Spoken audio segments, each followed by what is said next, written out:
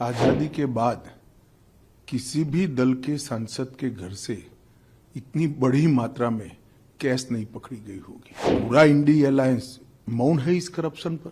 कांग्रेस का मौन तो हमें समझ में आता है क्योंकि इनकी फितरत ही भ्रष्टाचार की है। अब मुझे समझ में आ रहा है कि मोदी जी के खिलाफ ये जो एक प्रचार अभियान चला कि एजेंसियों का दुरुपयोग हुआ है, वो क्यों चलाया गया?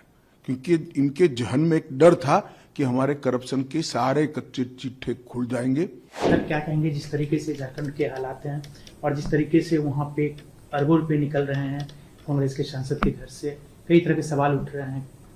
देखिए, मुझे तो बड़ा आश्चर्य है, आजादी के बाद किसी भी दल के सांसद के घर से इतनी बड़ी मात्रा में कैश नहीं पकड़ी गई होगी।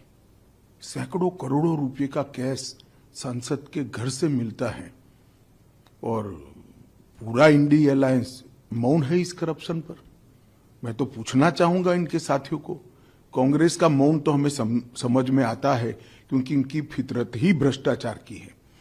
परंतु चाहे तृणमूल कांग्रेस हो, चाहे जेडीयू हो, चाहे आरजेडी हो, ये सारे दल डीएमके सहित चुप बैठे हैं। सपा भी चुप बैठी है, कोई रिएक्शन नहीं। अब मुझे समझ में आ रहा है कि मोदी जी के खिलाफ ये जो एक प्रचार अभियान चला कि एजेंसियों का दुरुपयोग हुआ है, वो क्यों चलाया गया? क्योंकि इनके जहन में एक डर था कि हमारे करप्शन के सारे कच्चे चिट्ठे खुल जाएंगे। और मैं मानता हूं कि ये उचित ही हुआ है। जिस प्रकार से इतनी विपुल मात्रा में भ्रष्टाचार झारखंड जैसे गरीब राज्य में हो रहा है, वो आंख खोलने वाला है। और ये जो राजनीतिक प्रोपोगंडा करते हैं एजेंसियों के दुरुपयोग का, उनको ये अपने आप ही उनके ही कृत्य से जवाब मिल गया है। इतना भारी करप्शन करने के बाद भी अगर कोई एजेंसी काम न करे तो एजेंसी की क्षमता पर सवाल उठते हैं। और मैं मानता हूं कि राहुल गांधी से लेकर इंडी अलायंस के सभी लोगों ने इसका जवाब देना चाहिए।